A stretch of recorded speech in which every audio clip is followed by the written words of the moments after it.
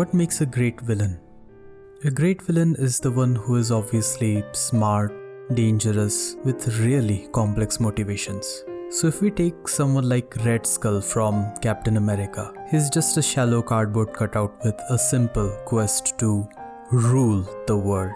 It's boring and we have seen it a million times. But what about someone who is intriguing? Thanos has complex motivations. He's a calculating sociopath. He morally challenges the Avengers. The Avengers get their first taste of real defeat after Thanos shows them that they aren't invincible. We get this again in Endgame when Captain Marvel slightly mocks the Avengers for losing their last battle. Because before you didn't have me. She's cocky and even rude. Soon enough, she gets a taste of the same medicine. This is why villains like Thanos are so memorable. They're challenging, not just physically, but also psychologically and morally. And that brings us to Commodus from Gladiator. It's really easy to hate him and overlook his actual motivations for a mere "I want to be emperor and rule everyone." But when you think about why he is the way he is, you realize his story is that of tragedy. Now this video essay is not going to defend Commodus. His actions and his choices are unforgivable, but rather try to justify why he did what he did and argue why Commodus isn't just a cardboard cutout villain.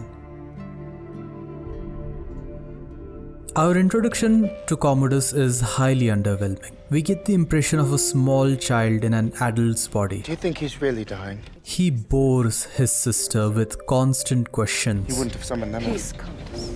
For 2 weeks on the road, your incessant scheming is hurting my head. The prospect of becoming the next emperor makes him giddy with excitement. When he leaves, he asks for a kiss from his sister like a child. We can ascertain that Commodus is inherently a feeble and naive man. In the world of Rome, especially if one is born into royalty, one is expected to be strong, commanding, especially if one is next in line for the throne. Commodus, on the other hand, is weak, juvenile, and cowardly. Hence, people openly taunt him throughout the film. I think it is time to leave. Commodus has been the butt of a joke his entire life. He is incompetent and he suffered for it psychologically. Commodus also grew up to be a spoiled brat, pretty much expected from royalty. One can infer this by looking at Lucius, his own nephew. Lucius is comfortable, happy, bathing in love, and surrounded by servants who always fake lose in his fake battles. Maybe just a harmless plaything for a child, but when you add Commodus's incompetence to the equation, one can see him growing up to be a narcissist. So the weak, cowardly and egoistic Commodus has only one way to prove he is competent: to become emperor. Over the years, Commodus has been looked down upon and lived under the shadow of both the battle-hardened Maximus and his supremely competent sister, Lucilla. He grew disturbingly obsessed with ambition. Caesar, his father, knew this. Commodus is not a moral man. You have known that since you were young.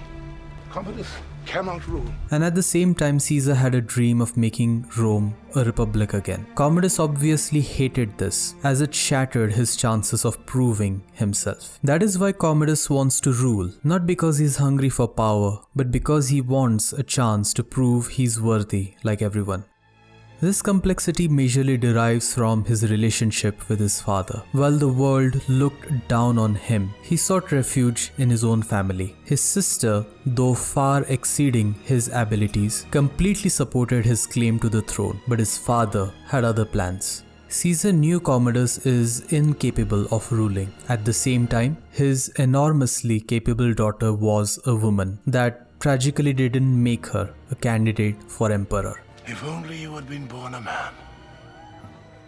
What a Caesar you would have made. So Caesar instinctually ignored his son in favor of more competent people and in expanding the boundaries of the empire. It reminded Caesar of his own faults as a father. Commodus wanted his father's love. He genuinely wanted his father's love. And yet at the same time he hated him for how Caesar ignored and mistreated him.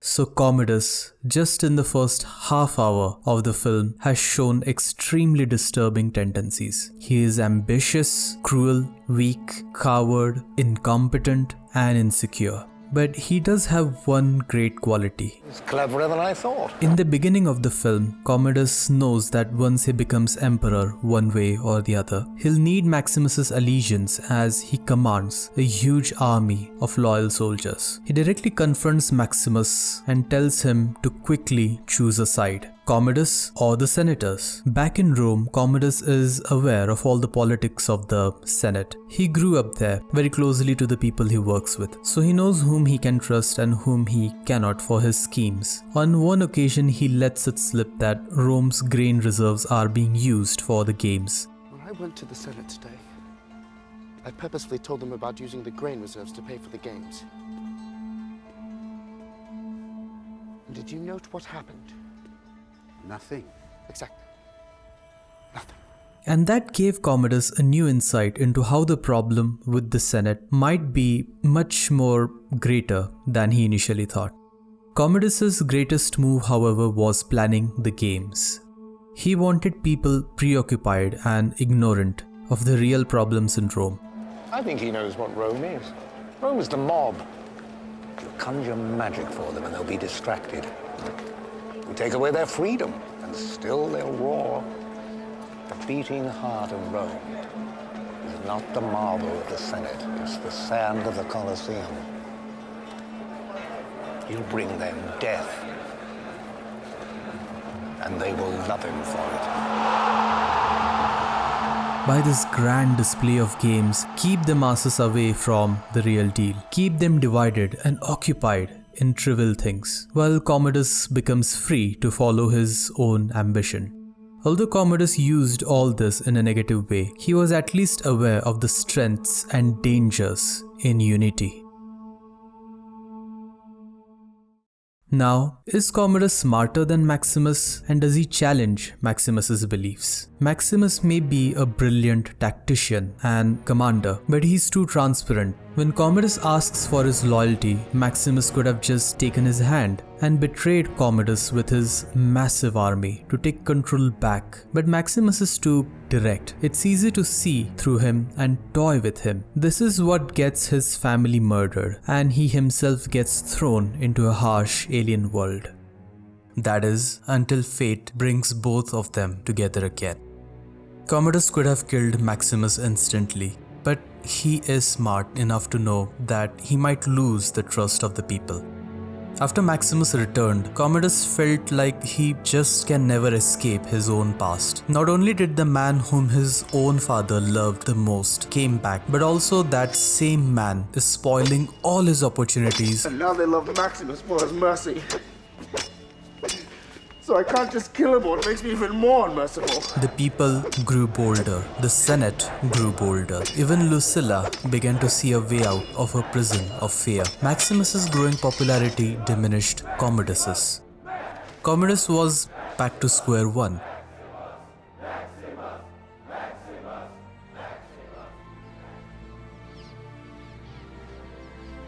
Commodus snaps completely after his own sister betrays him in what is one of the greatest scenes in the history of cinema.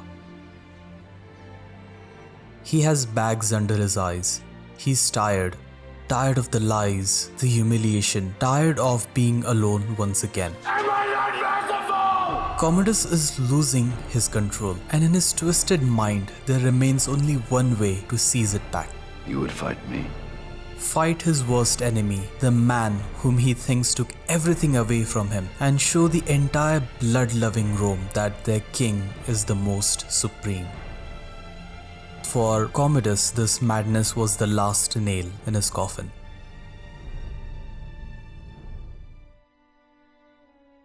The real tragedy in Commodus' story arc was not that he was weak. The real tragedy was that Commodus never let go of the past and made choices to seek vengeance for his humiliation. Cheating, scheming, and terrible choices that killed many and destroyed two really great men. As another great man once said, It is not our abilities that show what we truly are. It is our choices.